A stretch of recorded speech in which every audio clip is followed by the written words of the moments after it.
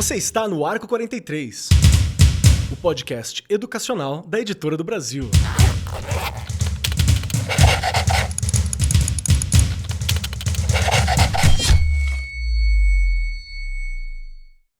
Saudações para você, meu querido professor, minha querida professora. Você que acompanha o Arco 43 Podcast, seja muito bem-vindo, muito bem-vinda, muito bem-vindo. Cole conosco, porque hoje o tema é um daqueles que eu gosto muito, porque vamos falar um pouco sobre literatura como fortalecimento da inteligência emocional. Como professor de projeto de vida, inteligência emocional é uma preocupação extremamente relevante, extremamente importante e meio etéreo, assim, a gente fica meio naquela, como é que eu vou fazer para desenvolver, para facilitar, para auxiliar essas habilidades? E a literatura é uma grande ferramenta, uma grande parceira. E para me ajudar nesse bate-papo aqui, está sentada à minha destra ela, o forte da minha inteligência emocional, que muito me ensina a cada dia que passa, a Regiane Taveira. Seja muito bem-vinda, Rê! Que delícia, isso é mútuo. Você que me inspira aqui a cada finalzinho de semana, não é? Estamos bem, né? Pensando que a gente está em novembro, estamos bem, ainda estamos gravando, olha isso, né? Ainda estamos aí com a saúde mental boa, né? No decorrer do ano, alunos, professores, enfim. A gente tem que ter força, muita força. E a literatura ajuda, não é, Keller? Acho que você colocou aí Sim. muito bem, né? Você coloca gosto muito. Eu falo que a gente está o tempo inteiro, tanto na literatura quanto em todas as outras disciplinas, fazendo todo um trabalho pensando nessa competência emocional que é tão importante e para a gente também, não é? Que a gente tem que estar bem, senão a gente não segura a peteca, não. Mas eu vou parar de falar, Kelly, porque a gente tem aqui hoje convidadas que vão nos ajudar bastante nesse tema, não vão? Perfeitamente, muito mesmo. Então, inclusive, espero aprender demais. Eu sempre aprendo com os programas do Arco, né? Sempre é uma formação assim para o professor que está ouvindo a gente, e é uma formação muito importante para mim também. Eu acho que eu melhorei muito como professor, como pessoa, trocando por aqui. E essa é a ideia, né? E junto conosco, compondo esse bate-papo aqui, nós temos duas pessoas de alto garbo e elegância e muito especial para a gente. Uma delas é a Cristine Conforti, que está aqui com a gente, que é educadora com formação em letras, pós-graduação em comunicação e semiótica pela PUC de São Paulo, aqui onde eu fiz o mestrado também, mestra e tem doutorado também em educação pela USP. É diretora do programa brasileiro da Avenus de São Paulo, que é uma grande escola. A gente já conversou um pouco sobre ela aqui, já tivemos participação. É incrível, importante vocês conhecerem. E autora de livros e cursos sobre escrita criativa e ensino de língua portuguesa. Cristine, seja muito bem-vinda. Muito bom ter você aqui com a gente.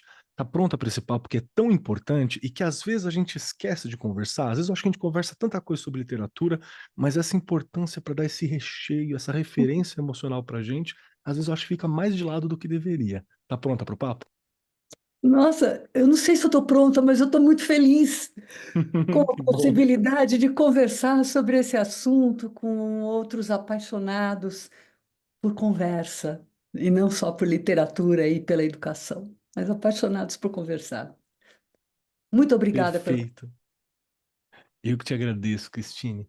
E compondo a mesa temos também a Dora Amaral, que está aqui com a gente, que ela é formada em pedagogia pelo Unicamp, professora titular do Espaço ECOA, que é um espaço que tem uma preocupação intensa e uma ação direta sobre desenvolver esse lado humano, esse lado emocional, com um modelo de educação muito especial também, sempre cuidando da educação infantil e de diversos segmentos. Acho muito importante, já esteve com a gente, está em crescimento, é muito bacana. Tá pronta, Dora, para conversar um pouquinho sobre esse tema? Estou prontíssima, compacto dos sentimentos da Cristine, muito bom poder estar compartilhando e conversando com pessoas sobre esse tema tão importante, né, tão atual também. Perfeito, perfeito. Fique conosco que a gente já começa o papo. E aí, você já imaginou ter um assistente virtual para te ajudar na preparação das suas aulas? Sem precisar de mais aplicativos. Apresentamos o WhatsApp Educa, a solução de inteligência artificial no WhatsApp, que entende as suas necessidades como professor.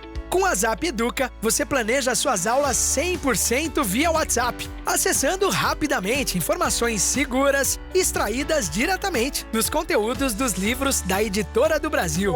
Tá na hora de economizar tempo e facilitar o seu dia a dia com o WhatsApp Educa. Acesse agora o site da Editora do Brasil e descubra essa inovação na palma da sua mão. A literatura sempre foi uma janela para o mundo, oferecendo não apenas o entretenimento, mas muitas possibilidades de mergulhar em experiências humanas diversas, às vezes experiências muito distantes da que nós teríamos na nossa vida mesmo, no nosso cotidiano. Então ela permite que os leitores explorem sentimentos, valores, dilemas, por meio de personagens, narrativas e situações. Em um mundo onde habilidades emocionais e sociais são cada vez mais valorizadas, a literatura surge como uma poderosa ferramenta para o desenvolvimento da inteligência emocional. A capacidade de reconhecer, entender e gerenciar as próprias emoções, assim como as emoções dos outros, é essencial para a vida em sociedade. No entanto, essa habilidade muitas vezes não é abordada de forma explícita no ambiente escolar. A falta de um espaço para o desenvolvimento dessa inteligência emocional pode resultar em jovens que, apesar de academicamente muito competentes, têm dificuldades em lidar com frustrações, relacionamentos e desafios da vida cotidiana.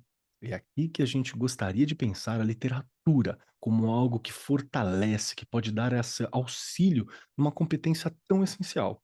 Então, de que maneira as histórias, seus conflitos, resoluções da literatura podem ajudar o aluno, o estudante, a desenvolver uma maior empatia, autoconsciência e uma resiliência emocional, habilidades tão importantes para a nossa vida e para o futuro?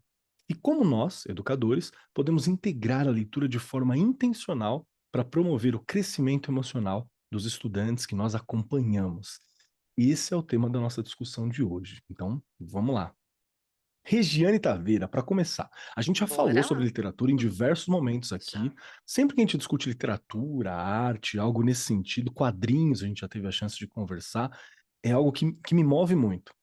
Porque, para mim, a literatura sempre foi uma janela, assim, escancarada para várias coisas. Pude ser e posso ser várias personas, várias situações através da literatura.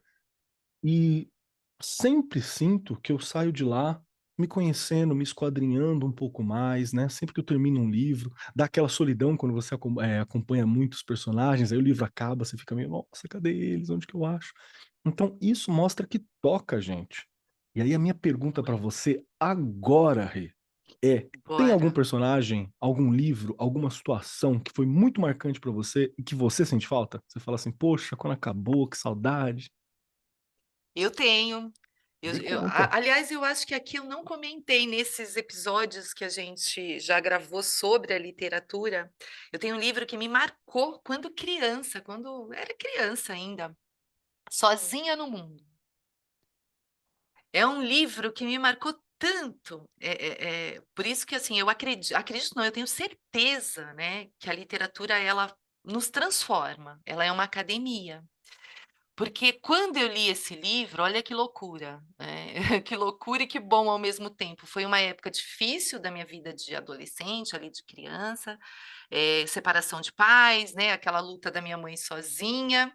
E quando você é filho só da mãe, que eu falo isso, né? A gente tem muito medo de perder a mãe, né?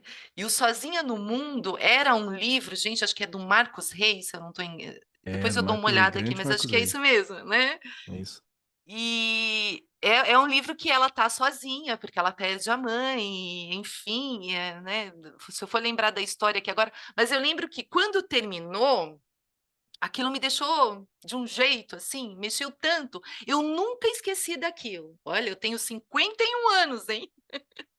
Né?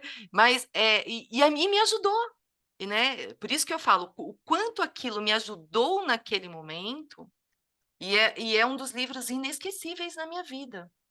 Né? Tanto que a minha filha, eu falo tanto, ela, mãe, compra, eu ainda quero ler, minha filha com 24 anos, olha isso. Né? E quando eu comento, porque o jeito que aquilo me transformou também, né? Porque é o que você acha que colocou muito bem. A gente se identifica ali com os personagens, né? Você tem todo um momento único com aquela leitura. A literatura, ela é uma academia, né? No decorrer da Perfeito. vida, conforme você vai lendo, né? E hoje, né? Eu também, 31 anos de rede pública, e eu sempre falei aqui, antes mesmo da exigência de se ler para os alunos todos os dias, né? Você tem um momento só de leitura, eu já fazia, porque eu gostava de ter, de fazê-los despertar para a leitura, não é? Porque o professor, ele é essa peça fundamental. Porque na casa, na família, às vezes eles não têm. E eu, né, posso falar que eu tive isso também na escola, porque minha mãe não tinha tempo de ler para gente, nem tinha, né? Imagina, só trabalhava. Mas eu tinha uma professora no segundo ano, também já comentei isso aqui, na segunda série, que ela lia para gente. Né? Ela lia, não era só o livro didático, ela pegava o livro literário e lia para gente. E aí eu fui despertando para a leitura, a pequena Regiane, quando você me pergunta, a pequena Regiane despertou na segunda série para, né, para o gosto pela leitura, né? Acho que ali também eu já lia melhor, enfim. Mas aí, e essa coleção, né? Agora eu lembrei, né? A coleção tem um nome, a coleção. Você que encontrou o livro aí, toda essa coleção, eu li muitos livros dessa coleção.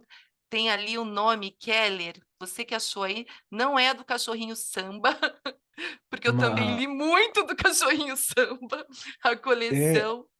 eu Tem tenho, um eu dei uma nome olhadinha essa, aqui. O Marcos Rey, ele é tem muito nome famoso essa. pela coleção da Vagalume, que ele sempre participou bastante, né? Esse em Isso, específico eu encontrei o livro, não sei se ele era parte da e Vagalume. aí tinha todo o Cadáver Ouve Rádio, o Mistério das Cinco É verdade. Estrelas, tinha todos esses livros, e a gente lia um e queria ler o outro, lia um. Mas o que marcou a pequena Regiane aí, e o que me despertou, e eu não esqueço, óbvio que depois de adulta, né, a gente tem outros livros, mas aí, na verdade, você já escolhe, olha que loucura, nesta época a gente era obrigado a ler. Leia tal livro, né? Para fazer prova, para não sei o quê. Não tinha aquela coisa de só por prazer, mas esse foi o que mexeu profundamente comigo e eu nunca esqueci. Olha que show de bola, show de bola. A coleção Vagalume foi muito importante, acho que para boa parte dos brasileiros, na minha idade, assim, para trás, foi extremamente importante, né? E que fica aqui uma menção honrosa também, Marcos Rey, a Lúcia Machado de Almeida, que fez o Escaravelho do Diabo, que é muito famosa, né? Sim. Da nossa literatura aqui. Eu quero perguntar para você, Cristine, também, se tem algum livro que marcou, assim, que você fala, nossa, participou do meu processo de humanização, sinto falta, tive acesso a emoções ou experiências que normalmente eu não teria. Você tem algum livro que foi companheiro também, que foi importante nesse processo para você? Gozado, Marcos. Ouvindo a Regi falar, e aí com a sua pergunta, eu estava matutando enquanto ela falava. É, recentemente, posso falar de uma coisa recente? Pode, Porque por favor. a Regi falou: olha, eu me identificava com aquele personagem e isso me fez muito bem. Às vezes, a literatura machuca. Ela É, não faz bem, ela é pesada às vezes, e eu vou dar um exemplo, às vezes a gente não se identifica com o personagem, ele tem uma vida muito diversa, mas aquela diversidade ilumina o caminho para eu saber de mim mesma, né? A minha constituição humana diferente daquele, ela se dá pelo contraste.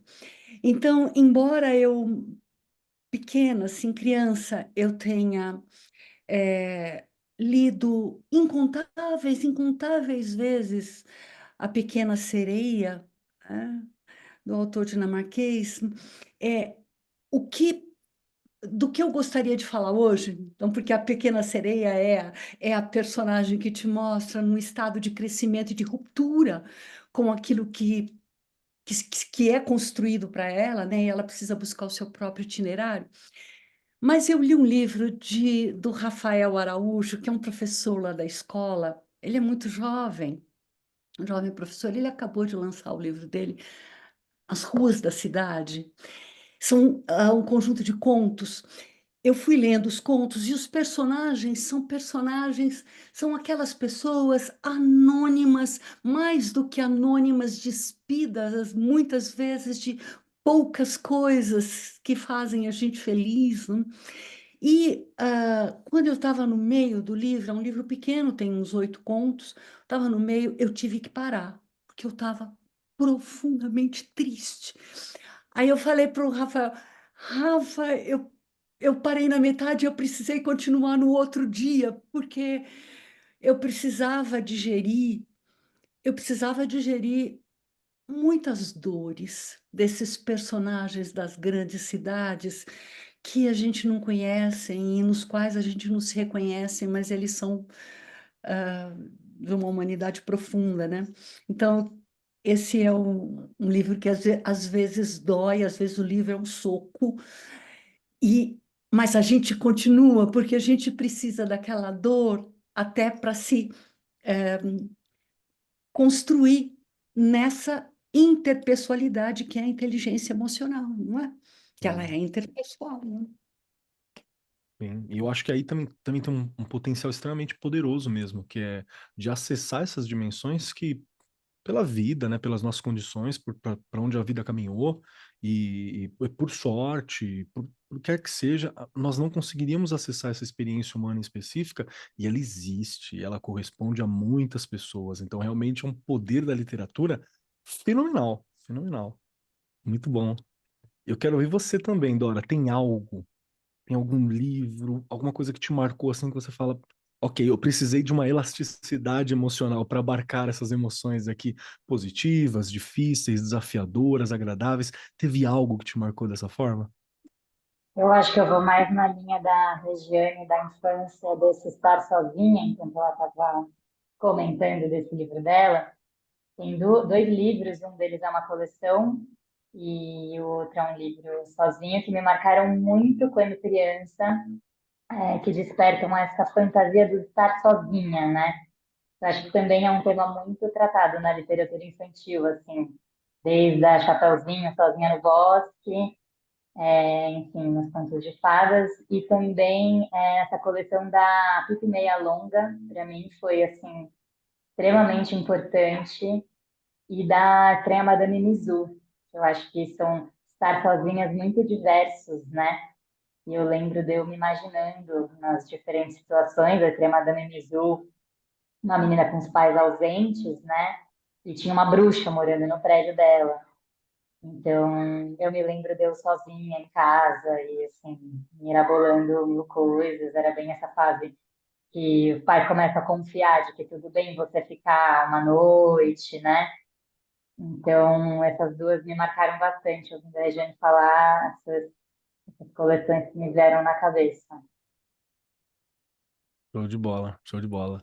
É sobre essa experiência mesmo que eu acho importante.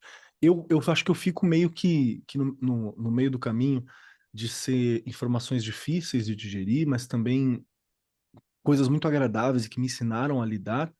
E tem um livro que eu gostei muito, que eu lembro que quando eu li na adolescência foi muito especial para mim, que foi o The Outsiders, da Susan E. Hilton, que tem um filme muito bom, um filme muito legal de ver também, que mostra dois grupos diferentes de jovens e adolescentes da década de 70 nos Estados Unidos, que é os Showsies, né, ou Sox, né, dependendo de como você quiser pronunciar, que é uma galera que tem uma classe média, uma galera que tá bacana e tal, e que sofre também, porque a adolescência ela é complexa e os recortes são complexos, e o outro grupo que ficou famoso depois por outros filmes da década de 80, né, que são os Greasers, né, que são as pessoas com menos acesso, com mais dificuldade também, e acompanha a relação desses dois e acompanha dois personagens específicos.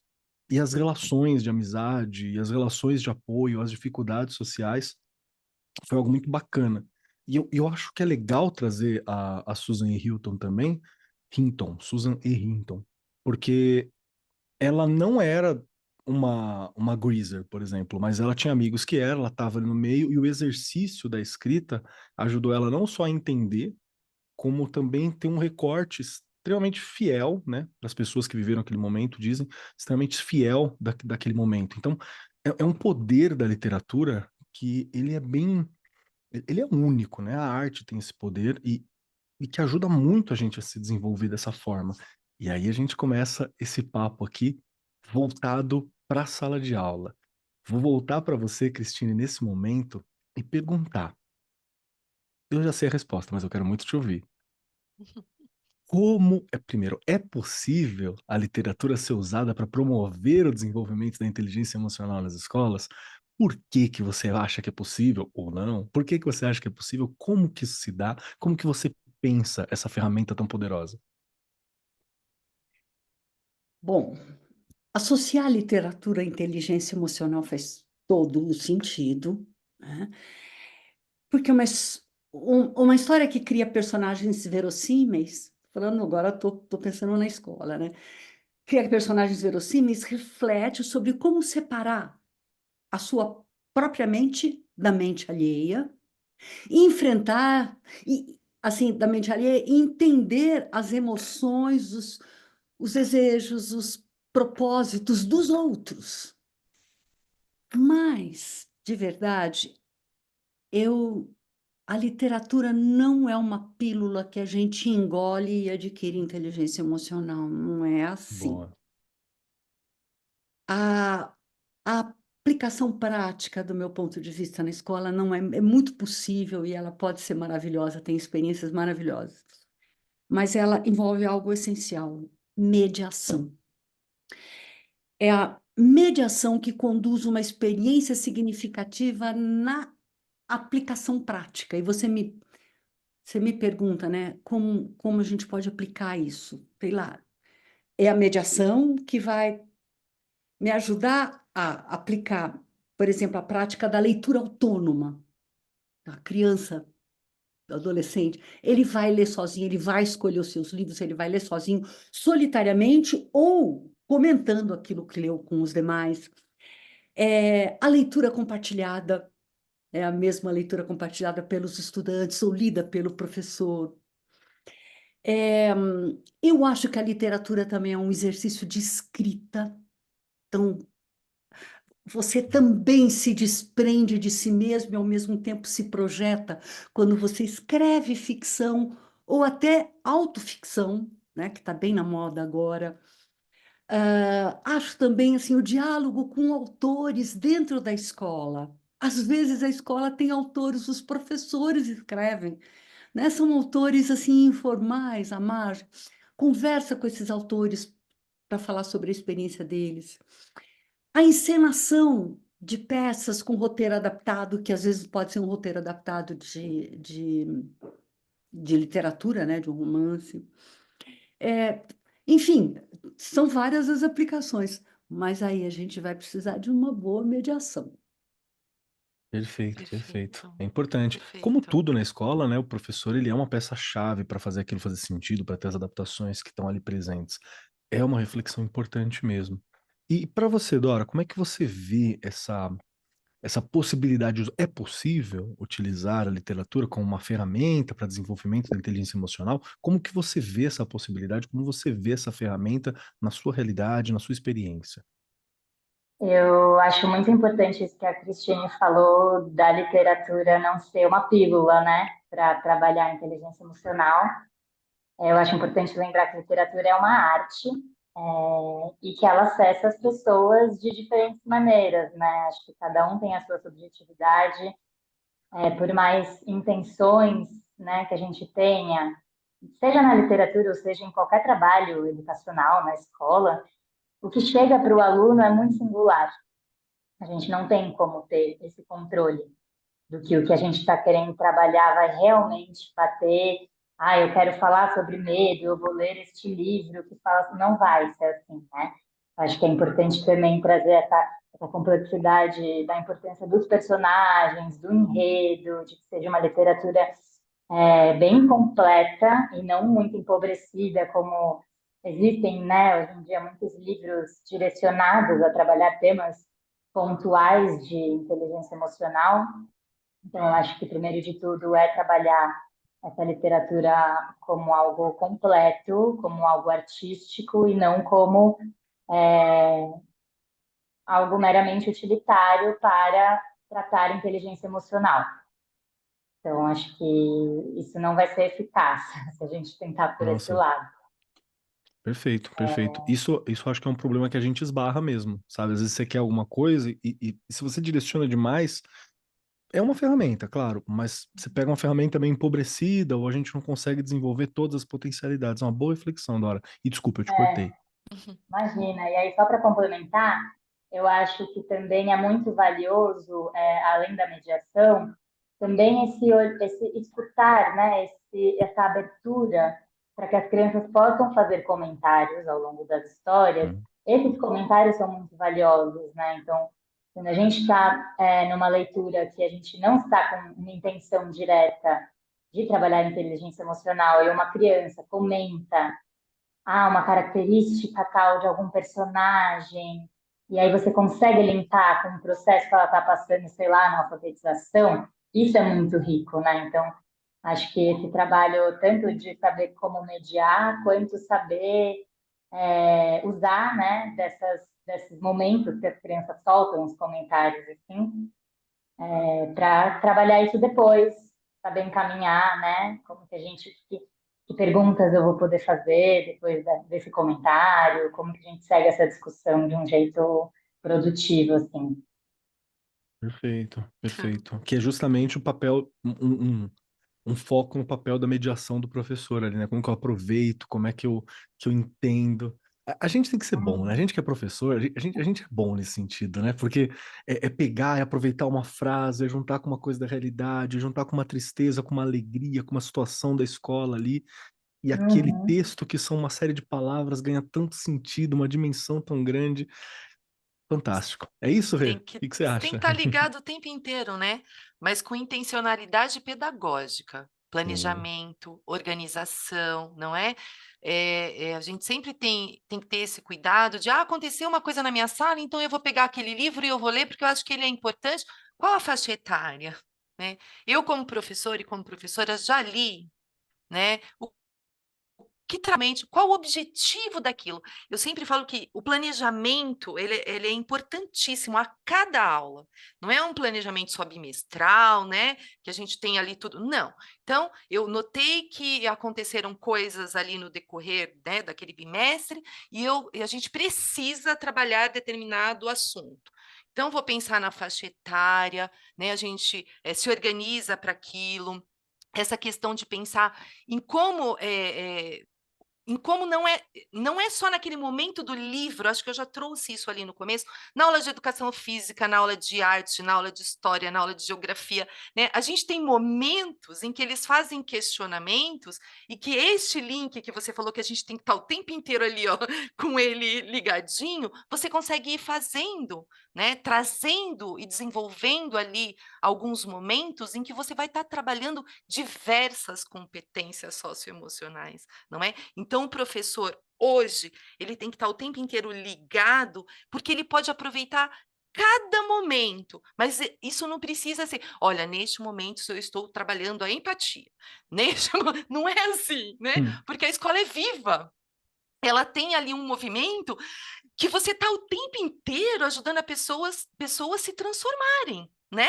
sim. Saírem deste estágio 1, irem para o 2, irem para o 3, a gente quer perceber este crescimento.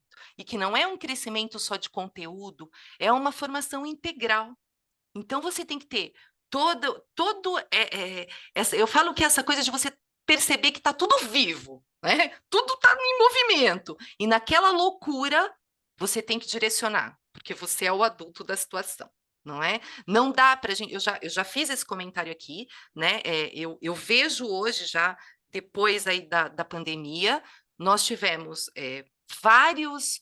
Né, nós tivemos alunos que perderam o primeiro aninho, que perderam o segundo, isso pensando nos anos iniciais. E tivemos crianças que perderam a educação infantil, que é fundamental, né, para a convivência, para saber, eu vou emprestar, enfim.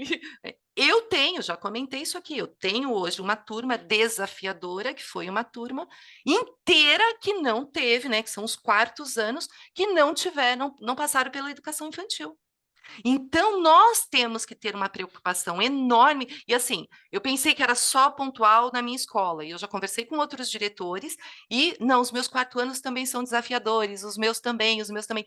Olha só, ficou uma lacuna ali a ser preenchida, e que a gente tem que ter todo um cuidado, porque a gente está tanto no primeiro quanto no segundo, no terceiro, hoje eles estão no quarto, agora vão para o quinto, mas que ficou uma coisa aberta e que a gente não pode deixar. Então, o que fazer? Como fazer? Principalmente falando dessas coisas mesmo da empatia, de não conseguir, nas relações, né, pessoais ali, eles não conseguem. Então, e aí você fala, Regiane, é um ou dois? Não, são vários.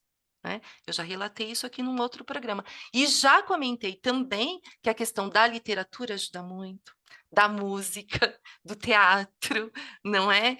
Você tem ali várias vertentes que você pode ir usando e tentando contribuir para preencher essa lacuna. E olha que interessante, falando hoje da literatura, um dos meus pequenos, né, desafiadores ali, ele está indo para o lado da literatura. Cada dia ele fala, peguei tal livro, que bom! Sabe? E eu percebi que ele mudou. Desde o início do ano, eu percebi a mudança, não é? E aí ele fala, você já leu esse? E aí eu não minto, né? Esse ainda não, mas eu vou ler. Eu tenho que correr ler o livro porque ele quer discutir sobre Que os legal. personagens, sobre a história. Então, tá vendo? Mas em cada pessoa, né? Por isso que a gente não pode colocar só na literatura essa questão de desenvolver as competências socioemocionais, porque cada ser vai se identificar com um tipo de arte, né? Vai ter um caminho para a gente fazer isso. A literatura é uma das ferramentas.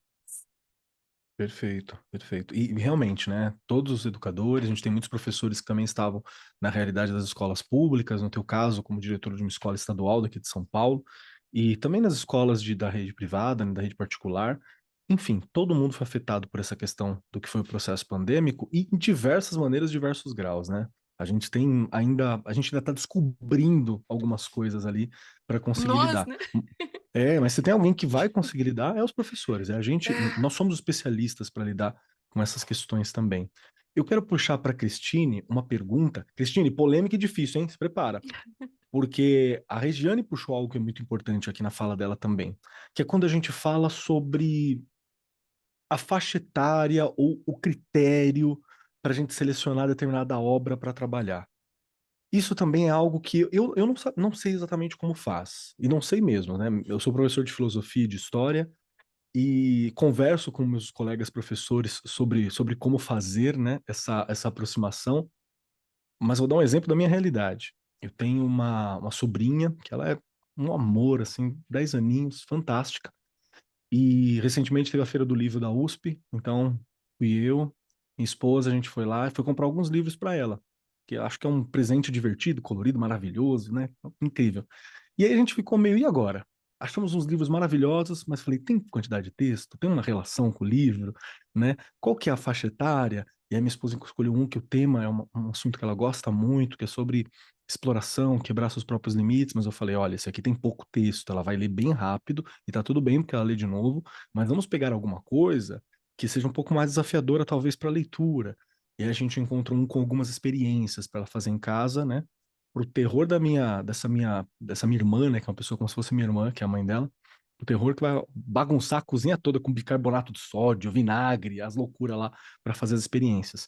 Mas eu tive dificuldade de falar assim, nossa, o que é o ideal para a idade dela, pro momento em que ela tá? Então, Cristine, tem algum critério, algum norte? Eu sei que um modelo é difícil, né? Mas algum norte que você entende assim que fala, olha, isso aqui é legal quando a gente pensa sobre critério para escolher uma obra, pelo fortalecimento dessa habilidade, pela dificuldade. Qual que é o critério para escolha quando você pensa? Essa pergunta é difícil. Talvez eu responda É. com outras perguntas. Me parece que você respondeu de um jeito prático muito bem nesse exemplo que você contou. Mas você sabe que a primeira coisa, a pergunta é a seguinte, quando você fala na escola, né? Qual literatura? Né? Quando você fala, olha, como selecionar obras de literatura para diferentes faixas etárias, para diferentes gerações também, vai ter isso. Uhum. Eu sou uma professora que começou a dar aula nos anos 80 e sigo até os anos 2100, as gerações são muito diversas. Mas, assim, Qual literatura? O que é literatura? As obras consagradas, as obras contemporâneas, clássicos. Cultura de massa é literatura? Eu acho que é, mas pode ser literatura? Pode, mas é. História em quadrinhos. Literatura oral. Vale literatura oral? Olha aí. Vale audiobook? Mas, por exemplo, a gente vive em tempos de multilinguagens, não dá para escapar disso. Você falou até do livro que você optou, que trazia até experiências, né? Vivência de experiências e tal. Vale ilustração sem texto? Isso é literatura? Então, vale a ilustração, texto de pura ilustração, teatro, música, né? Então, as letras de música, rap. Então, assim, na minha perspectiva, a escola precisa, antes de tudo, para fazer a sua seleção, abraçar essa multiplicidade de produtos culturais. Ela precisa derrubar alguns muros de preconceitos ou de conceitos prévios do que vem a ser. Sim, a qualidade literária, ok, mas a própria qualidade literária hoje em dia está em xeque. Eu gosto muito do que a, a Dora falou, da literatura como uma obra artística e na sua complexidade. Você não escolhe uma obra literária porque ela foi feita para abordar um tema X, visando um propósito Y. Então, eu acho que a escola precisa abraçar essa multiplicidade dos produtos culturais. Eu imagino que uma escola precisaria estar dentro de uma biblioteca. É como se a escola estivesse dentro de uma biblioteca. O mundo pode ser uma biblioteca, né? O mundo que nos cerca, essa biblioteca holística com experiências diversas que nos cercam e mesmo também os livros. Então, a escola não dá para eu fazer, fica até fácil. Vamos fazer uma estante aqui, vamos fazer uma biblioteca, a gente vai comprar 1.000 livros, né? Vamos deixar 1.000 livros aqui para as crianças. Qual é o critério para comprar 1.000 livros? Olha, de tais editoras, para tais diferentes cidades. Essa estante, ela não constitui a vida que a leitura pode construir com as crianças, se por acaso a biblioteca for alguma coisa que abraça a escola, né? Então, deixar livros, ter um monte de livros e ter outras coisas que não são livros. Então, audiobooks, histórias em quadrinhos, produtos culturais, textos musicais. E aí a escolha também, o professor precisa ter uma autonomia, sensibilidade. Quando a Regi fala que ela conhece, a Regi conhece cada aluno dela, quando ela fala do quarto ano difícil, que não, ela conhece cada aluno, ela sabe o que escolher, o que orientar para um aluno, para a classe toda. Então, a gente tem que. É assim que eu penso, e mais a autonomia do professor e a sua sensibilidade, né? Boa, boa, bom pensamento. A Dora tinha levantado muito bem quando ela fala sobre essa questão da arte também, né, de diversas artes, e a Rê também colocou, né, as diversas mídias para a gente trabalhar, mas essa é uma questão polêmica mesmo, porque a gente ainda tem situações, as escolas ou locais, que fica um pouco resistente a algumas dessas expressões literárias. E eu lembro que na universidade nós conversávamos muito isso no mestrado também, sobre a literatura oral, né? Porque a oralidade é tão importante no Brasil, assim, um alto índice de alfabetização é algo recente na história do Brasil, então tem muita coisa que ela é extremamente oral, e nós precisamos falar isso, não dá para você falar de Brasil sem essa tradição oral, sem a tradição de matriz africana, que ela é oral, a tradição indígena, que ela é oral, e às vezes nós não sabemos bem como lidar com essa oralidade. Eu acho que a gente tem uma certa dificuldade para lidar na contação de história, como lidar, e é literatura também. Eu também não sei resolver, tá, gente? Também não sei a solução 100%, mas que ela tem que estar presente, né? Ela tem que estar ali. Quero ouvir os especialistas. Dora, me ajuda você também. É, como que funciona para você essa seleção, esses critérios, essa observação daquilo que vai ser relevante, que é importante, que é impactante, ou que não? Pode ser divertimento também, né? É importante a diversão também em diversos momentos da escola. Como é o seu olhar? Então, fiquei pensando aqui enquanto vocês falavam, e eu acho que eu vou para um outro lado para complementar, concordando com tudo que a Cristine falou, mas eu fiquei pensando sobre o que você falou também, né, quando você foi escolher o livro para sua sobrinha, da faixa etária, e puxando o link do que a gente tem falado, de que a literatura e como ela acessa as pessoas é muito subjetivo,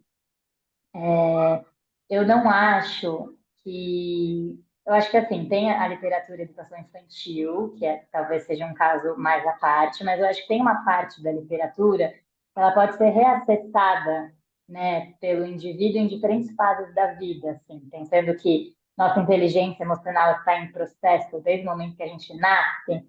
Para uma criança de 7 anos ler, sei lá, a Chapeuzinho Vermelho, eu estou usando porque eu acabei de trabalhar aqui no ECO, a gente está fazendo um trabalho de reescrita de contos de fadas. E aí isso me veio na cabeça porque eu me reconectei com a Chapeuzinho Vermelho. Assim, trabalhando com as crianças, eu com os meus 28 anos, me vi também sendo tocada pela Chapeuzinho Vermelho. Então, assim, dá para trabalhar com crianças de 7, 8 anos, mas também dá para trabalhar com adolescentes, jovens, porque os momentos de vida são diversos e nós estamos passando, né? É um processo da vida toda. Então, acho que reler e reconectar com essas literaturas também são muito importantes, assim. Então, eu acho que esse ponto da faixa etária é bem desafiador, porque tem títulos que não têm faixa etária, ao meu ver, servem no quesito inteligência emocional, assim, para diferentes faixas etárias. Perfeito, perfeito. Essa, Então, essa eternidade do livro, ela é algo que é muito forte. Eu vou até atrapalhar um pouco aqui rapidinho, porque eu falei do Outsiders no começo, e a primeira vez que eu li, eu me identificava, lógico, com os personagens principais, né? O Pony Boy, os meninos mais novos. Eu reli ele tem uns 3 anos, mais ou menos, e eu me vi no irmão mais velho, que cuidava de todos, assim. E lendo o livro, eu falei, mano, olha o que esses moleques estão aprontando, Uhum. cara. O que esses moleques estão fazendo? Eu me vi no irmão mais velho, que acho que foi o Patrick Swayze que fez no filme, né? E eu tava muito no lugar do cara mais velho, assim, porque o tempo passou. Então, você poder ser mais de uma pessoa no livro é muito forte. Falei demais. Me ajuda aqui. Imagina, e eu tô aqui, já comentei em outros episódios o quanto que eu leio O Pequeno Príncipe. É, Eu estava até olhando onde é que ele tá, falei, gente, acho que a Milene pegou meu livro, porque a cada momento da minha vida é muito louco. Eu li a primeira vez também, obrigada, porque infelizmente a escola tradicional, né, aquela escola que eu passei, que muitos passaram, eles obrigavam a gente a ler, não é? A gente não tinha essa preocupação que a gente tem hoje de fazer o aluno despertar para a leitura, não é? Gostar de ler. Enfim, não era assim, lê esse livro e vai ter prova tal dia, não é? E infelizmente eu passei por essa escola e muitos de nós. Mas o Pequeno Príncipe eu fui obrigada a primeira vez e eu já contei isso aqui, eu leio direto. E cada momento, olha, o quanto que é, né? O quanto que cada momento eu vejo de um jeito, porque ele para mim é atemporal. Sabe? Eu acho que se eu li agora aos 50 de novo, se eu ler aos 60, eu tenho certeza que eu já vou ver outras coisas que eu não vi, né? E o quanto que, olha, o quanto que uma leitura nos transforma. É o que não. eu disse aqui, é uma academia. E eu já também contei aqui, né, que santo de casa não faz milagre. Eu já contei que desde que a minha filha tem 24 anos, e eu lia e lia para ela, ela odiava ler, gente. Aquele livro, A Menina que Odiava Ler, é a minha filha. E eu Uhum. ficava, gente, como é que pode, né? Como é que pode? E já contei que foi só no 9º ano que, assim, ela despertou e ela até despertou demais, porque, mãe, vamos numa livraria? Sempre assim. Ai, pega isso, eu quero ler isso, eu gosto daquele. Enfim, ela adora ler. E ela consegue ler 2, 3 livros ao mesmo tempo, que eu já não tenho essa habilidade, porque eu preciso começar um e terminar. Isso eu não consigo fazer, senão eu misturo, porque a gente ainda tem os de trabalho. Mas é o que eu falo. O quanto que eu também fui batendo nessa teclinha, óbvio que os professores dela também, né? Não tiro o mérito, teve excelentes professores, mas o quanto que a gente às vezes escuta, o Keller não gosta de ler, né? Eu escuto muito isso lá na escola. Gente, continue lendo para eles, né? Uma hora eles vão sentir que não é possível, não é? Porque é uma coisa que te faz deixar de ser você em alguns momentos, te faz ver mundos né, subjetivos, e que você vai para aquele lugar e que você se sente lá e que você imagina tudo aquilo.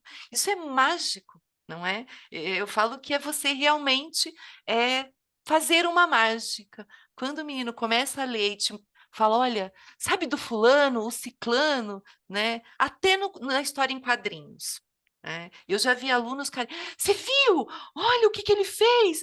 E não sei o quê. Eu falo, gente, ele se encontrou naquele tipo de gênero literário. E tá ótimo, não é? E aí você vai inserindo, porque acho que a nós, professores, cabe isso, né? A gente ir inserindo outros tipos de leituras. Por isso que a gente também tem que ler muito, não é? Não dá para chegar lá e falar, Tó. Então, esta preparação do professor e da professora é muito séria para você Uhum. propor leituras, não é? Perfeito. Eu acho que eu vou aproveitar esse momento também, já está quase dando o nosso horário, para introduzir uma questão que eu penso como relevante, gostaria de ouvir a nossa mesa aqui quanto a isso também. Porque nós vemos no mundo hoje em dia que taxas de sucesso, taxas de alcançar determinado número.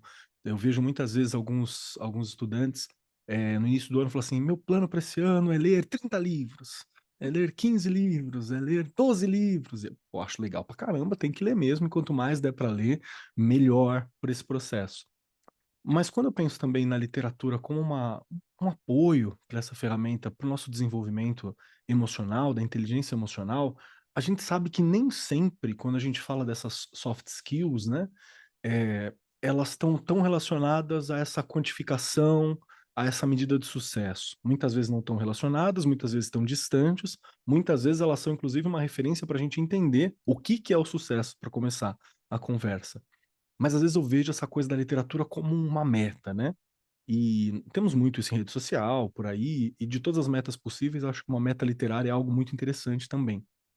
Mas eu fico naquele meio do caminho, falando, legal que vamos ler muito, mas a gente está lendo com que qualidade, com que, né, com que cuidado, com que aproximação. Então, gostaria de jogar aqui esse tema na mesa rapidamente. Então, Cristine, o que você pensa e como você observa quando a gente vê a literatura por esse viés quantitativo, de quero ler mais, quero alcançar mais, ou até super ferramental, porque também é algo.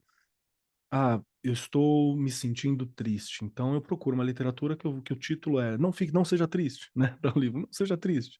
Então eu vou lá porque, sei lá, é um botão literário que eu vou apertar e talvez eu consiga lidar. É, temos muito, né? O Brasil é um país que vende muito livros de autoajuda e semelhantes também. Então, ok, é literatura também, faz parte do processo. Então, como a gente observa essa questão também, e como que eu ajudo o meu estudante a entender que tem um campo artístico e tem um campo de liberdade, né? Às vezes você vai ler algo que sei lá, talvez não se encaixe, mas parece não se encaixar, mas talvez encaixe. Não tem uma regra. É isso que eu acho tão complexo, assim, quando a gente trata com arte, com literatura. Enfim, Cristine, mais um problema para você e para Dora aqui me ajudar a entender. Peraí, eu acho que você. Veja se eu entendi.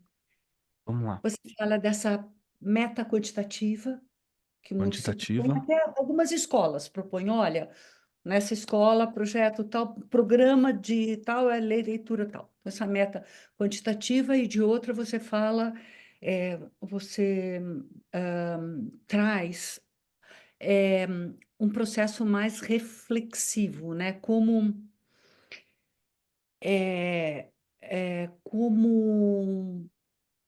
a literatura pode ser um incentivo a coisas que estão distantes ah, Sim. dessa meta quantitativa. Olha, eu vou tentar dar um exemplo, ver se a gente funciona aí no Vamos meio. lá. Este ano, lá na minha escola, a professora de português do segundo ano do ensino médio falou: Cris, o que que você acha? Vou ler com os meus alunos o Werther, do Goethe. É um livro do século XVIII, né? Ela gostaria de propor esse livro, e ela acabou propondo o livro para os alunos, porque ela gostaria de discutir, de se aprofundar em algumas questões da filosofia do século XVIII, e mesmo um tema do suicídio, da dor, da paixão, do amor. Ela E deu certo? Deu. Deu certo por quê? Porque ela leu com os alunos.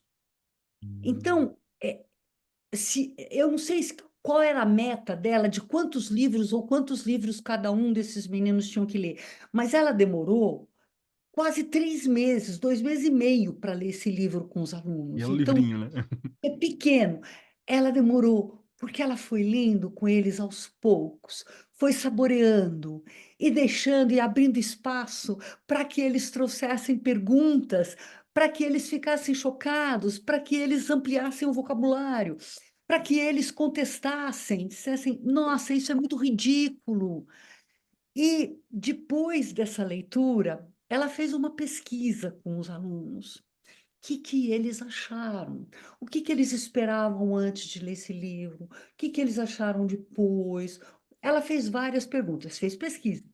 E eu li o resultado da pesquisa e eu achei impressionante, porque os alunos foram muito sinceros. Adolescente é sincero, né? Quando você é honesto e transparente com eles.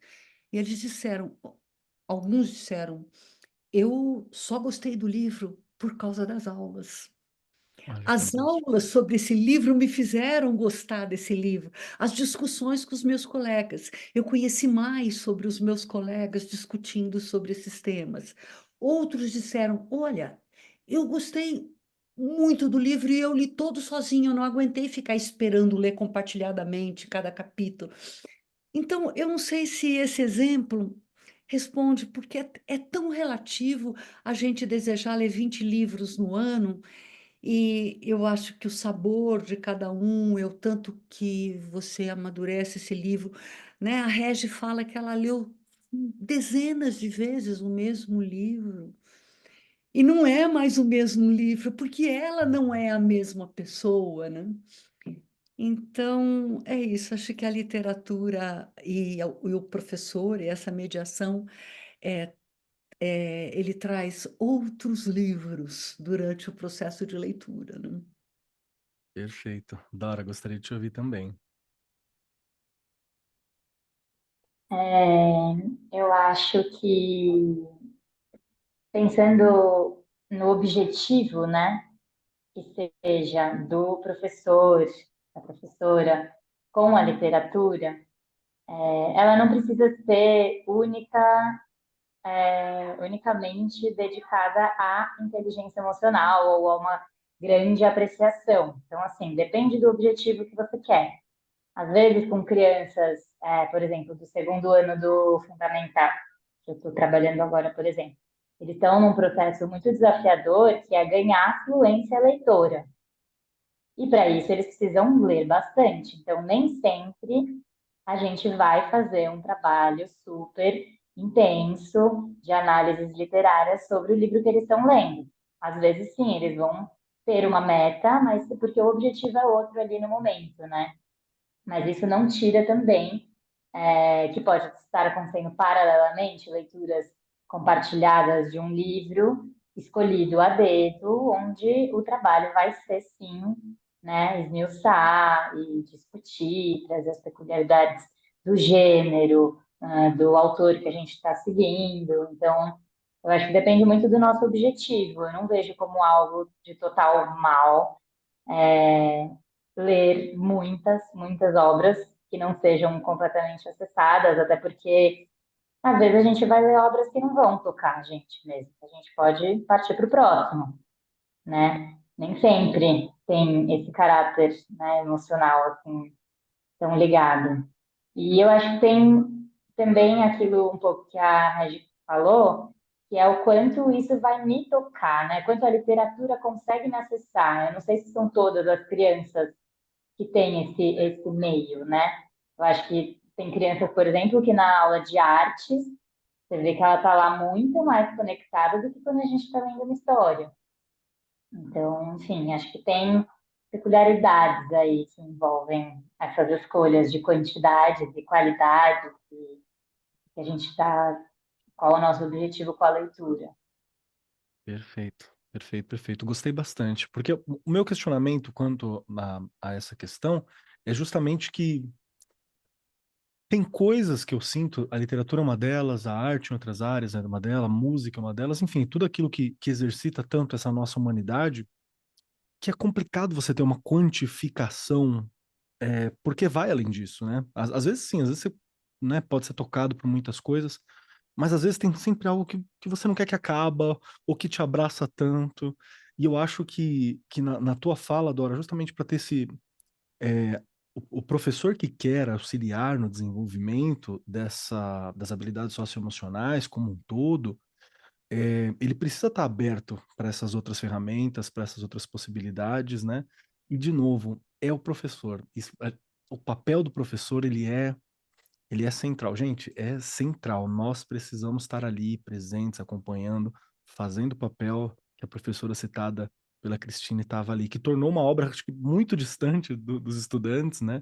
O Sofrimento de Jovem Werther é um livro que ele é difícil, ele é pequenininho, ele é simples, mas ele é difícil, ele está discutindo uma série de questões muito, né, muito local ali, associado também ao romantismo alemão e por aí vai, mas que a gente fica meio, né, talvez tá distante, mas que dá. Por quê? Porque tem um bom professor, tem um professor que está acompanhando, tem uma discussão que está desenvolvendo, né? Acho que isso é importante. O que você acha, Rê? Gente, primeiro que nunca a quantidade vai ser melhor que qualidade, não é? Se você consegue fazer algo que tem raiz, não é? Que é uma base, aquele aluno vai voar, tenha certeza disso, não é? A gente fala muito dessa questão hoje de, ai, tenho que trabalhar isso, tenho que trabalhar aquilo, e quando é a aprendizagem significativa. Não é? Se ele tem uma aprendizagem que ele vai fazer links com outras, isso aí é fundamental. Por isso que a gente tem que saber exatamente o que a gente está fazendo, né? Que eu falo para os professores, é uma profissão muito complexa, né? Porque você tem que caminhar de forma que você atenda a todos, mas você não pode atender a todos de forma homogênea, né? É heterogênea, porque o Keller está no momento, a Cristine está em outro, a Dora está em outro. Então, esse malabarismo que eu falo que a gente faz em sala de aula, ele tem que ser muito estudado, muito planejado. Gente, vai sair em alguns momentos do caminho? Sim, mas a gente tem que ir puxando para ir criando essas raízes. Se no primeiro aninho ele lê um livro, olha que maravilha. No segundo ele vai ler 2, ele vai ler 3, e aí no terceiro 4. Mas ele também tem que estar lendo, gente, vamos lembrar disso? Não é? A gente tem que ter todo um processo de alfabetização, né, que faça sentido, não é? Que ele não seja apenas né? Que ele leia e entenda o que ele está lendo. Tem tudo isso, não é? Porque a gente ler por ler, né? Então, olha como isso é muito mais profundo e complexo, né, do que a gente imagina. E lá, né, na educação infantil eu começo com isso. Né? Todas as etapas, né, a gente tem que conhecer o que acontece na educação infantil, o que acontece nos anos iniciais, nos anos finais e no ensino médio. O professor da educação básica ele tem que entender de tudo isso. Ele não precisa saber de tudo, mas entender. Para que eu possa ir proporcionando momentos, né? E o que em cada ano escolar daquela criança, para que lá na frente ele tenha menos lacunas abertas, né? Que as coisas estejam realmente encaixadinhas, para que chegue para você, Marcos, melhorzinho lá no ensino médio. Não, show Melhorzinho, de bola. não é? É um trabalho, né? Um trabalho É sempre um em conjunto. trabalho, é um trabalho. Eu já contei aqui, é uma coisa que eu gosto de falar muito, de uma experiência que eu vi numa creche em Santo André, dos alunos da creche, olha isso, da creche, né, pública, eles escolhiam o livro que seria lido naquela semana. Eles ainda não sabem ler, mas pelas imagens eles tinham o direito de ir lá escolher a história. Essa aqui, essa semana, gente, bebês, né? Mas que já dentro de uma instituição educacional já estavam podendo olhar para aquelas imagens e apontar com o dedinho o que eles queriam. Às vezes era só figuras, às vezes tinha texto ou não tinha texto, enfim, mas eles tinham o direito de escolher.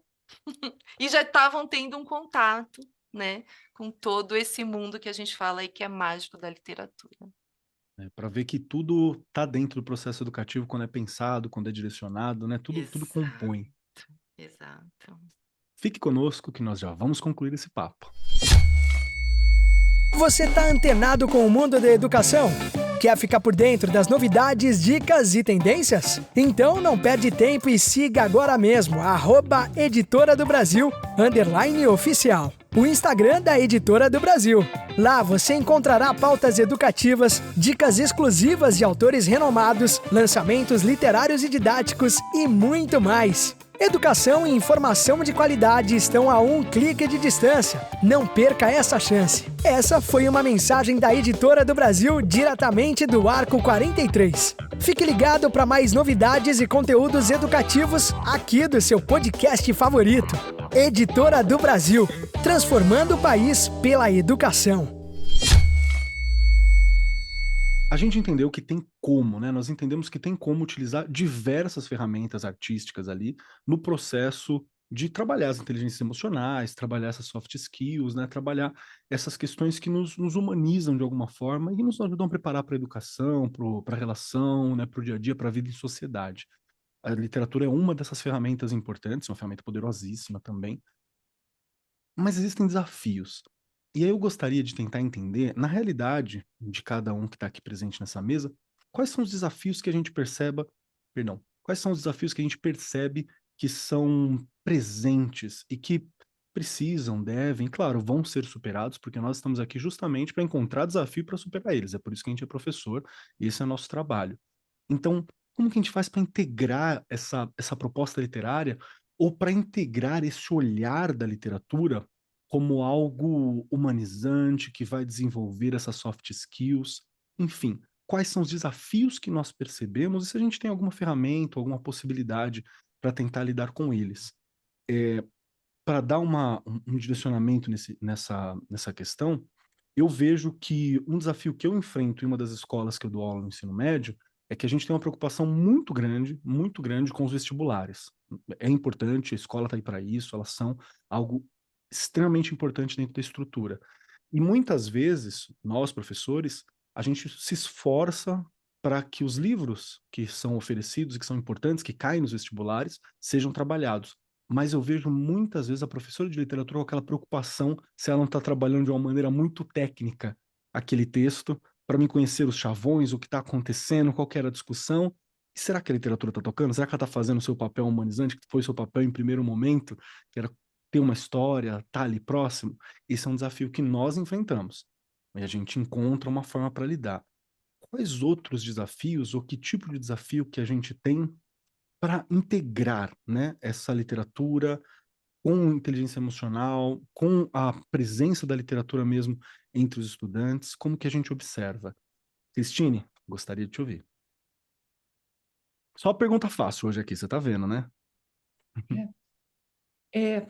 Entendi, eu achei o seu exemplo ótimo como professor, porque é realmente um desafio. Às vezes, como é que você vai atender interesses tão diversos e, por vezes, inconciliáveis, né? Interesses de estudantes, de professores, das demandas curriculares, dos programas oficiais, etc. Isso é bem complicado e eu não sei se eu tenho alguma coisa nesse sentido a acrescentar ao que você falou, a esse desafio, a não ser que eu acredito muito no talento de cada professor e que cada professor precisa encontrar o seu jeito de fazer com que aqueles alunos que estão lendo Iracema, porque eles são obrigados, porque vai cair na FUVEST, e estão achando ridículo e estão dizendo, meu Deus do céu, que língua é esta?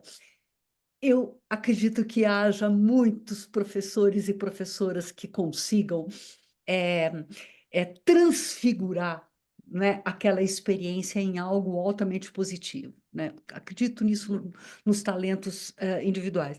Mas eu vejo, quero citar um desafio aqui, tá? Que eu não sei direito como lidar com isso. Eu estou aqui para ouvir também, para aprender, e eu estou tentando buscar resposta com os colegas. Gente, o desafio é o livro em tempos de mídias e microtextos, porque as gerações desde os muito pequenininhos até os mais velhos, eles estão extremamente acostumados com microtextos, tanto na leitura, quanto na escrita, e às vezes o microtexto ele chega a transfigurar a própria sintaxe da criança e a forma como ela registra, né, a sua escrita, às vezes em pedaços.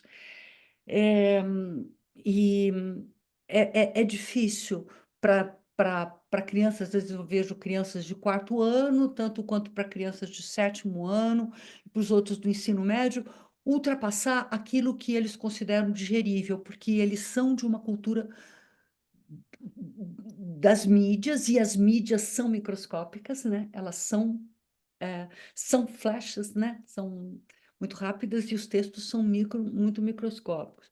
Eu acho isso um desafio e que só pode ser enfrentado com os dados que a gente já conversou hoje, né? Com a mediação, com o diálogo, com os estudantes, conhecendo cada criança, conhecendo cada geração, cada grupo, tentando motivá-los e cercá-los de alguma maneira. Mas eu acho que esse é um desafio. Boa, boa. É um desafio muito forte. Eu vou dar uma contribuição aqui de uma professora amiga minha, que ela fez o seguinte, não acho que uma solução, assim, mas eu achei interessante a forma como ela lidou. Iracema, por exemplo, tem que estudar, tem que entender Iracema. Então, ela sempre que ela ia começar a aula, alguma coisa, ela começava com uma espécie de curiosidade, uma fofoquinha. Então, eu falava assim, como que Iracema tá ligada à fundação do estado do Ceará? Dá para você imaginar o Ceará vindo de um romance? Aí a galera ficava assim, como assim um romance? E aí ela começava a aula, sabe? E aí talvez chegava em algum lugar, talvez não chegava, mas eu achava engraçado porque é como se ela colocasse um tweet, sabe? Joguei um tweet e aí depois a gente vai encontrar se tem uma referência ou não. Eu achei muito engraçado quando eu vi. Não acho que seja uma solução, mas achei que foi a forma como ela encontrou também para lidar, porque é mais uma questão importante, esses microtextos que a gente tem hoje em dia. Quero te ouvir também, Dora. Tem algum desafio que você percebe assim que você fala, ok, nós professores estamos aqui, vamos enfrentar essa questão. Eu sinto que um grande desafio, pensando também na minha trajetória como professora, e o principal assim que eu tenho enfrentado é saber selecionar bons livros que não empobreçam essa formação, né, literária das crianças, assim. E eu sinto que para isso é importante que tenha muita troca entre a equipe, porque o professor precisa ter essa gama, né, esse conhecimento literário e esse acervo mesmo compartilhado, de literaturas que sejam bastante consistentes, né? Então, assim, além do que vocês falaram, eu vejo esse como um grande desafio do professor nesse trabalho, assim, com literatura. Perfeito, perfeito. Acho que até quando a gente pensa nos clássicos, né? Que momento é a hora de ler Shakespeare, sabe? Assim, que momento é a hora de apresentar esse assunto, essa literatura tão clássica? Boa. Rê, Exige você um encontra estudo. algum... Perdão, pode falar, Dora. Não, imagina, só isso, que exige um estudo muito profundo, né, do professor sobre a literatura mesmo, para você conseguir, né, saber por onde começar, saber qual livro selecionar ali, você precisa ter esse investimento na formação, né, nas trocas. Cuidado, né? E você, recebeu algum desafio quando a gente fala sobre a presença, a integração dessa literatura para um desenvolvimento humano dentro da escola? Tem algum desafio que você observa seus professores passando, alguma situação? Eu tenho que bater naquela teclinha que eu bato sempre, não tem como. Quando eu penso no que a Dora colocou, né, na seleção de bons livros, a Cristine lá atrás falou: que literatura? Qual literatura? E aí a gente não pode deixar de falar, eu como formadora, né, de professores, eu tenho que pensar que o professor ele tem que estar mergulhado neste mundo da literatura, para que ele possa então fazer um trabalho que seja positivo. E aí, quando a gente pensa na formação inicial, na formação continuada, a gente vê ainda muitos desafios que a gente precisa enfrentar pensando no professor. Eu vi, né? Não estou falando aqui do que o desafio que o professor. Ele tem vários desafios, entendo perfeitamente. Há professores que estão mergulhados, conhecem a literatura, mas a gente tem muitos professores e muitas professoras que precisam de formação, que a gente precisa pensar que isso não é uma coisa que, né, a gente não pode acreditar nesse mundo de Alice, que está todo mundo preparado e que está todo mundo, né, todos os professores sabem fazer seleção de bons livros, conseguem trabalhar bem o que ele escolheu. Não dá. Né? Eu não estaria sendo a Regiane se eu colocasse que a escola é isso. A gente tem uma formação que precisa ser continuada e que a gente precisa estar o tempo inteiro ajudando esses professores e Atualizada, essas né? professoras, porque senão não acontece da forma que a gente espera. E aí eu volto a falar, a gente tem que pensar que a gente tem que dar uma aprendizagem significativa, e para fazer isso a gente tem que estar muito preparado, bem preparado, e ainda vejo um caminho bem extenso que a gente precisa seguir para chegar nesse ponto que não é fácil, não é? Perfeito, perfeito. E aqui eu gostaria até de lembrar que na Editora do Brasil, né, que está realizando esse podcast, que traz essa formação também, tem uma preocupação muito grande com essa questão, justamente por isso que tem aquelas dicas literárias, sabe? Tipo, para tal idade você tem tal livro, e dentro do material didático você tem uma discussão que ajuda o professor a como questionar e Isso como é conversar com aquele importantíssimo. livro. E é importante principalmente porque, no geral, se você for pensar, por exemplo, na realidade das escolas públicas estaduais, que é uma que eu e a Rê também estamos presentes, às vezes a gente não tem tempo para conseguir fazer um planejamento da maneira como gostaria. São exaustivas, são muitas horas, tem as horas de estudo pedagógico, de momento pedagógico, né, dentro da escola, mas também às vezes não é suficiente, ou você está resolvendo uma série de burocracias ou outras questões. Então, nesses momentos, essas facilitações que estão presentes, elas ajudam muito a direcionar ou até para o professor ter uma visão sobre aquele processo. Lógico, a gente tem que buscar o momento em que nós conseguimos dar sempre o nosso toque, sempre o nosso DNA, sempre a nossa escolha que está ali Sim. presente. Uhum. Mas as facilitações são importantes também para nos ajudarem como professor. Então, né, são alguns dos desafios que a gente tem para enfrentar nessa integração da ideia da literatura. E quero deixar claro aqui para os professores que estão acompanhando a gente nesse programa que a nossa ideia é justamente fomentar. Então, se você tem alguma dificuldade, ou se você tem a solução para as nossas dificuldades, às vezes aí na sua escola funcionou, manda mensagem para a gente, Manda. que a gente encaminha um e-mail, todos nós queremos saber, porque muitas das coisas que nos afligem, e isso independe de território, local, categoria, professor é professor e muitas das coisas que nos afligem, elas são inerentes a essa prática, a essa ação, né? Esse agir como professor que está ali. E às vezes alguém conseguiu lidar um pouco melhor, ou tem uma dica para lidar, então essa troca é importante. Não vamos deixar a profissão de professor ser isolada. Só o professor de história ali no cantinho dele, de literatura, não. Conversem, gente. Vamos trocar, vamos integrar, porque isso é importante. Fazer Isso vários que arcos transforma. 43 aqui, né? É isso que transforma. Estamos chegando então nos nossos momentos finais aqui. Tem muitas outras coisas que eu quero discutir ainda. Quero falar sobre os microtextos. É algo que eu quero conversar muito, hein? Cristine, aguarde novos convites para a gente discutir isso. Quero muito chamar a Dora novamente aqui para a gente entender mais e conversar um pouco mais sobre como que a gente escolhe, como que a gente lida, principalmente para educação infantil, como que a gente escolhe esses materiais, como a gente conversa, como a gente torna esse material vivo. Porque o material não é para ficar só na sala de aula, e a galera do ECO eu sei que tem um trabalho maravilhoso para dentro da sala, para o pátio, para o lado de fora, como integrar essas relações é algo que é importante. Então tem diversas questões aqui que ainda suscitam essa discussão que eu acho que é importante assim a gente fazer. Mas estamos chegando aos momentos finais, já estamos batendo o nosso horário. E quero avisar, Cristine e Dora, que está aqui presente, que para poder finalizar esse programa, nós precisamos responder 3 questões. Dificílimas, complicadas. Complicadas. A primeira é, se você gostou do programa. A segunda é, onde eu encontro você e sei mais sobre o seu trabalho? Dá para encontrar? Tem como ser encontrado? E terceiro, uma dica. Um pedacinho da Cristine, um pedacinho da Dora, um pedacinho do Keller, um pedacinho da Rê, que possa ficar com os nossos ouvintes.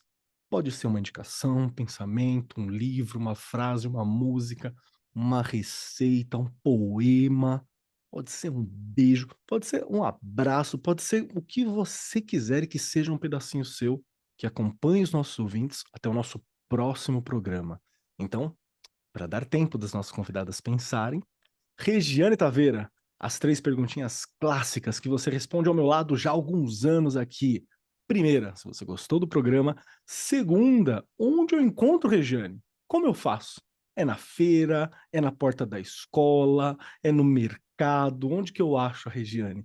E terceiro, uma dica, um pedacinho, algo seu pra gente. Que delícia! No mercado, na feira e na porta Todos os da lugares. escola. Ai, ai. Vamos lá, Keller. Adorei o programa. E aí fica de novo, né? Que eu já falei que eu já peguei esse vício aqui de pegar um pedacinho de. Eu pego um pedacinho de vocês durante o programa inteiro, né? E que fica marcado aqui comigo. Você, Keller, toda hora falou do poder da literatura. Muitas Ai, vezes você ficou o maravilhoso. poder da literatura, o poder da literatura. E isso eu fui, né? Já me recordando aqui de vários momentos da minha vida com a literatura.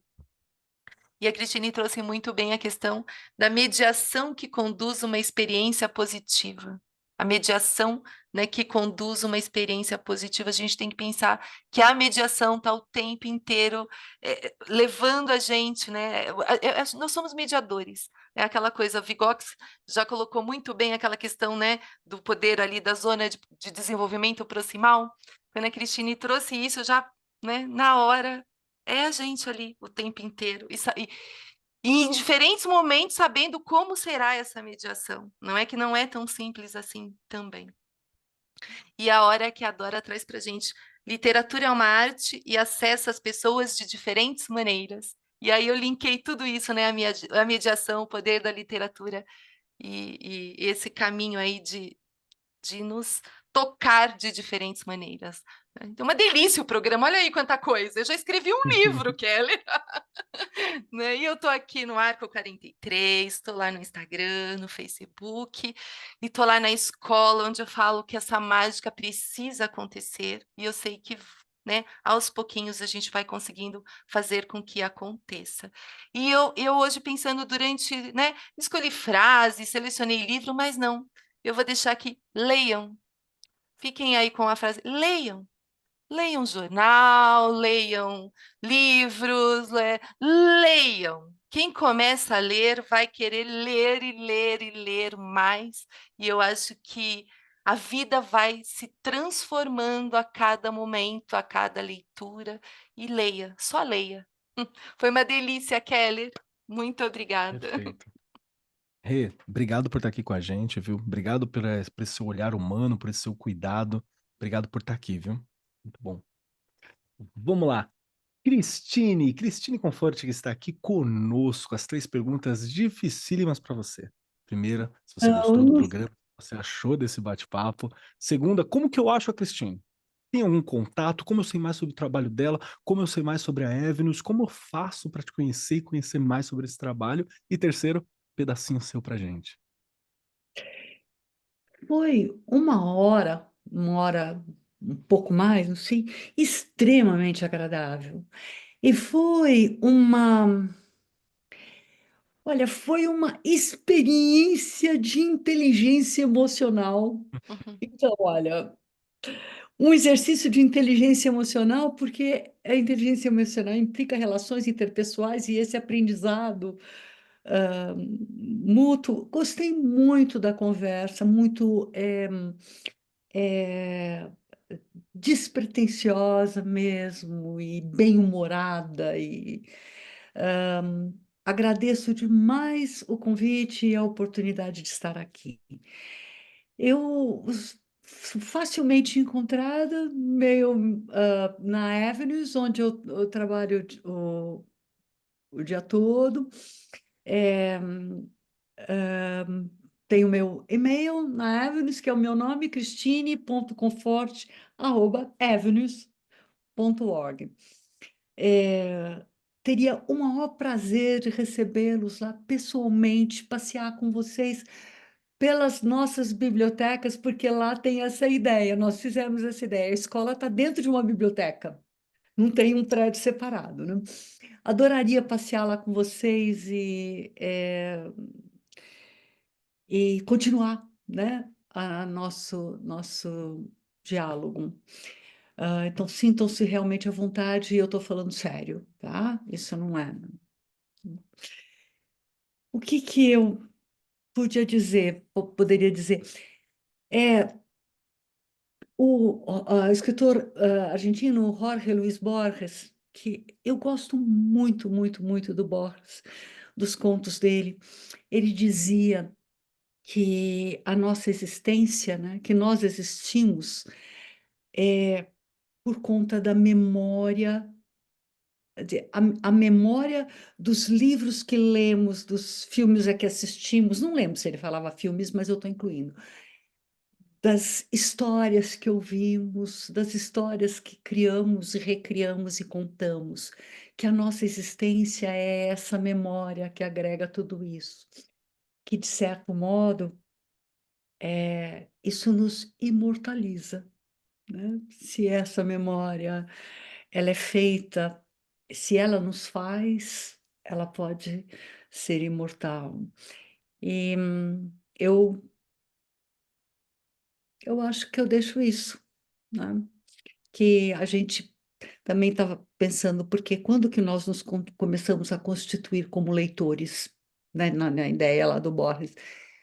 Quando a gente lê os olhos da nossa mãe contando histórias e que a gente ainda é bebê, nós ouvimos a voz dela cantando canções, né? E ela é o outro que nos oferece esse prazer que a gente vai replicar ao abrir um livro depois solitariamente e ler. Existe um outro lá do outro lado nos oferecendo o prazer de viver o imaginário de ter uma relação interpessoal. Perfeito, perfeito. Muito bom trazer o Borges, porque eu acho que quando a gente fala de sensibilidade, ali tem um toque que é fenomenal. Cristine, obrigado por estar aqui. Muito obrigado por essas horinhas, esse momento que você cedeu para a gente conversar. Obrigado por esse olhar cuidadoso, por esse olhar carinhoso, por essa preocupação e essa sinceridade quando a gente discute o desenvolvimento dos nossos estudantes, como a gente pode complementar com isso e trabalhar. Muito obrigado por relembrar esse nosso papel de mediador, que ele é decisivo nas relações, é decisivo na educação. O professor, ele é importante nesse sentido e é algo que a gente sempre marca. Então, obrigado por estar aqui. Valeu. Dora, minha querida Dora Galvão de França Amaral, que está aqui conosco hoje. 3 questõezinhas para você responder, hein, Dora? Primeiro, se você gostou do nosso bate-papo, se tem uma coisa que você gostaria de acrescentar. Segundo, como eu faço para encontrar a Dora? Onde eu acho? Como eu sei mais sobre o espaço ECOA? Como eu sei sobre o que acontece, o que é desenvolvido? Como eu sei mais sobre você? E terceiro, um pedacinho seu para nos acompanhar. Primeiramente, queria agradecer pelo convite, foi maravilhoso, sempre muito bom poder conversar com pessoas comprometidas com a educação, apaixonadas pelo que fazem, trazer assuntos muito fundamentais, né, principalmente para os dias de hoje. Vocês podem me encontrar pelo meu e-mail do Espaço Ecoa, dora.amaral@espacoecoa.com.br, e um pouco mais sobre o meu trabalho no Instagram da escola, onde a gente compartilha um pouco do que acontece aqui. O Instagram é Espaco Ecoa. E entrando já nesse link de indicações, lá no nosso Instagram, nós temos muitas indicações literárias. Temos focado muito o nosso trabalho literário nas literaturas que abordam temas das relações étnico-raciais. E aí, com isso, eu também gostaria de compartilhar o Instagram da pessoa que está assessorando a gente nesse trabalho, que tem sido muito, muito interessante, que é a professora Jussara Santos. O Instagram dela é Prof. Jussara Santos. Ela também compartilha muito sobre literatura, muito sobre essas vivências, né, essas relações étnico-raciais nas escolas, então, com certeza, tem conteúdo interessante para vocês seguirem lá e acompanharem com a gente. Perfeito, perfeito. Dora, muito obrigado, viu? Obrigado pelo seu olhar, muito obrigado por estar aqui com a gente, por essa preocupação, por esse cuidado com a infância, né? Pelo trabalho que está sendo desenvolvido na ECOA. Esse trabalho das educações étnico-raciais é muito legal. A Jussara é alguém que eu já acompanho também há algum tempo. Muito obrigado por relembrar desse papel do professor, que é algo muito importante, por esse cuidado, por essa autonomia é importante na infância também, é algo que é essencial. Obrigado por estar aqui. Agradeço muito. Obrigada. Chegou então a minha vez para finalizar aqui. As 3 perguntinhas, vamos lá. Primeiro, eu adorei o papo, eu amo falar de literatura, eu sou alguém que quer escrever mais, se possível, quero, né, mais roteiro, mais coisa, quero sempre esse algo mais, que tem muita coisa para ser dita ainda, tem muita experiência que a gente tem que compartilhar, tem universos inteiros dentro da gente que nós precisamos de colocar para fora, gente. A gente não pode sair daqui sem compartilhar esse universo de alguma forma. Então, podcast para mim é muito isso também. Gosto demais e agradeço ao Editor do Brasil por proporcionar essa possibilidade. Então adorei o papo. Me chama para conversar, que eu amo conversar. Isso é importante demais. Quem quiser me encontrar por aí, você me encontra aqui no Ar 43, semanalmente, junto de Regiane Taveira e grande elenco, grandes professores conversando sobre suas experiências, trocando, e é uma formação. Gente, é uma formação. Você vem aqui, é uma formação. Ai, tô com dificuldade de tempo para ter informação. Tá lavando louça? Play. E ó, louça e informação. Tá no trânsito? Informação. A gente tá aqui para auxiliar nessa forma também. E você me encontra por aí nos Instagrams, nas redes da vida. No Instagram eu estou como Cobb Keller, K-O-B, Keller do lado. Você vai ver o meu rostinho, o meu gatinho, o que eu tô comendo, falando de filosofia em algum momento. Aí de vez em quando tem lá respondendo umas questões dos professor. Recentemente, um grupo de alunos que eu encontrei na academia mandaram uma perguntinha assim: professor, tá levantando quanto no supino e tá com quanto de braço? Eu não sei o que isso é relevante para a vida de quem quiser me seguir lá, mas lá a gente conversa sobre tudo um pouco naquele Instagram. Você me encontra também no TikTok como Keller Marcos, @Keller Marcos, falando de filosofia. Pequenos livrinhos, pequenos cortinhos, falando um pouquinho de filosofia com vocês. Então, estou à disposição. Pode colar lá, pode conversar, me chama na DM, que eu gosto muito de falar com outros professores também. E no fim, agora, gostaria de compartilhar algo, né? Um pedacinho meu. Gente, de verdade, não tem muito tempo, eu comecei a ler um pouco sobre literatura japonesa, que é algo que eu percebi que eu tinha desse déficit, sabe? Eu não conhecia muita coisa. Sabia o nome do Murakami e olha lá, né? Então eu falei assim, precisamos de mais. E teve um livro, selecionei alguns materiais, né? O Yukio Mishima, Mieko Kawakami, Yoko Ogawa e o Haruki Murakami, que é maravilhoso. Mas tem um livro que vai de encontro um pouco ao papo que a gente teve aqui. Eu quero indicar um livro muito bacana que é do Sosuke Natsukawa, que chama O Gato que Amava Livros. Ele é uma discussão justamente sobre como que você lida com a literatura, qual que é a relação com a literatura, sobre uma relação de amor com a literatura. É um livro curto e é muito legal você pegar a métrica, né, de um outro campo da literatura, que é a literatura japonesa. Ele tem uma métrica, uma poética, uma relação com o fantástico que é diferente do que a gente está acostumado a lidar com a literatura mais puxada para o Ocidente. Nós temos aqui o realismo mágico, que tem algo muito parecido também. Então, foi para mim uma surpresa, assim. Foi uma coisa muito legal que eu li e falei, nossa, que da hora isso. E os questionamentos que levanta. Então, vale a pena você dar uma olhadinha. E eu queria, essa é uma literatura assim de proximidade. E eu vou dar uma roubadinha de leve aqui e indicar também um outro livro recentemente lançado pela editora Veneta, que é do Alan Moore. Alan Moore é um autor de quadrinhos e que se aventura na literatura, um autor britânico. O Alan Moore, ele escreve muito bem. É um livro que eu li a primeira parte do primeiro volume em inglês.